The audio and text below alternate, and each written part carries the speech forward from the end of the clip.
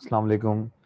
In this video, I am discussing question number 13, paper 11 2019, topic circle properties. अच्छा जी, तो circle properties में आपने जो सबसे पहले देखना होता है वो देखना होता है कि कहीं ट्राइंगल इसमें डायमीटर है। डायमीटर के बाद बाद साथ साथ आपने रेडियस देखना होता है, टेंजेंट पॉइंट देखना होता है। तो ये बेसिक चीज़ों का पहले पता होना ज़रूरी है। तो सबसे पहले हमने देखा कि इसके अंदर डायमीटर है। क्वेश्चन में मैं बाद में जाऊंगा, जो बेसिक चीज़ें पता होना ज़रूरी है वो मैं आपको बता रहा हूँ कि इसमें डायमीटर है। यस, इसके अंदर डायमीटर है। डायमीटर क्या है? Line A D is the diameter.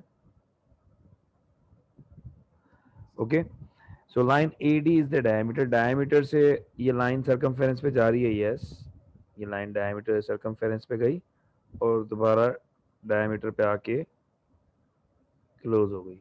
तो इस कंडीशन में सरकमफेरेंस पे जो बनता है वो राइट एंगल बनता है। तो ये मैंने बगैर क्वेश्चन पढ़े जो स्टेटमेंट के थ्रू प्रॉपर्टी बनती है वो मैंने बना दी। इसी तरह से क्या इसके अंदर टेंजेंट पॉइंट है, क्या इसके अंदर रेडियस है, ये हमने चेक करना है। रेडियस है O A is the radius, O A is the radius and O E is also the radius, OE is also the radius, ये भी रेडियस है। तो ये जो ट्राइंगल बन रहा है ओ ए ई, ये जो ट्राइंगल बन रहा है ओ ए ई, ये ट्राइंगल आपका दो रेडियस से बन रहा है। तो इस ट्राइंगल क्या ओ ए ई, ओ ए ई, ये ट्राइंगल बन रहा है आपका दो रेडियस से। रेडियस सेम होते हैं तो मैंने रेडियस की लेंथ इक्वल रख दी। ये 138 है,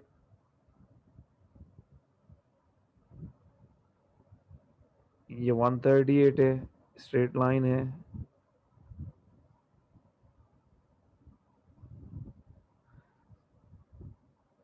स्ट्रेट लाइन है, यहाँ पे बन रहा है 138, तो यहाँ पे होगा आपका 42। Adjacent angle on the straight line their sum is equal to 180 degree, तो 42 डिग्री हो गया। अब ये आपका एंगल है 42 डिग्री और ये दोनों सेम साइड है, ओ ए और ओ ई, क्योंकि रेडियस है।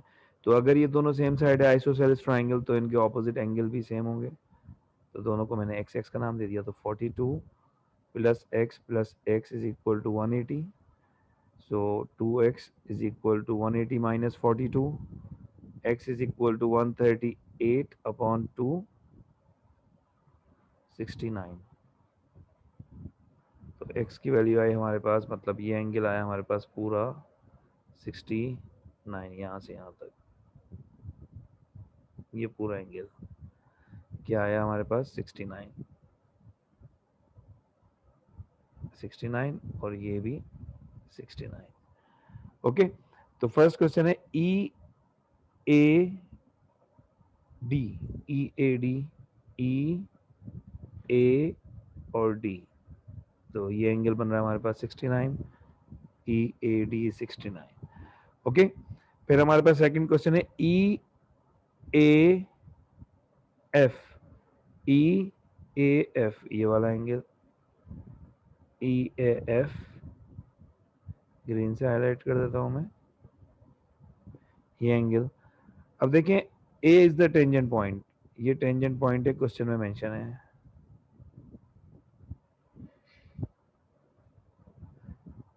Tangent A F touches the circle at A, ये बताया क्वेश्चन में कि ए एफ जो है वो टेंजेंट ए पे, सर्किल पे ए पे टच कर रहा है। ओके, तो जब radius O A is the radius, जब रेडियस टेंजेंट पॉइंट पे गिरता है तो वहां पे बनता है right angle with tangent line. जब रेडियस टेंजेंट पॉइंट पे गिरेगा तो वहां पे क्या बनेगा? राइट एंगल बनेगा, 90 डिग्री बनेगा विद टेंजेंट लाइन। अब ये पूरा 90 है, 90 के अंदर ये पूरा 90 बना हुआ है। अब 90 के अंदर एक एंगल बन रहा है 69। तो 90 में 69 माइनस करेंगे, ये क्या बचेगा? 90 minus 69, it will be 21। E A F is equal to 21, तो हमारा सेकंड का आंसर आया 21 degree. Then B E A, B E, where is B E A, ये रहा बी बी ई और ए। अच्छा जी, बी ई और ए, तो इसका भी मैं देख लेता हूँ। हमारे पास, मैं इसको शेप को अलग बना देता हूँ, एक मिनट सारा बिठा दो। B E A is over here, ये पूरा हमारे पास आया था 69। ठीक है, 69 में से 12 माइनस करेंगे, 69 minus 12 you will get B E A. 9 minus 2 7, 9 minus 2 7, 6 minus 1 5, 57। तो हमारे पास जो बी ई ए आया वो आया 57 क्वेश्चन की रिक्वायरमेंट के मुताबिक। Okay, now the last part is B C D. B C D कहाँ है? बी सी डी यहाँ पर है हमारे पास। बी सी डी, ये 90 डिग्री बना हुआ था। ठीक है, अच्छा जी, so B C D find out करना है।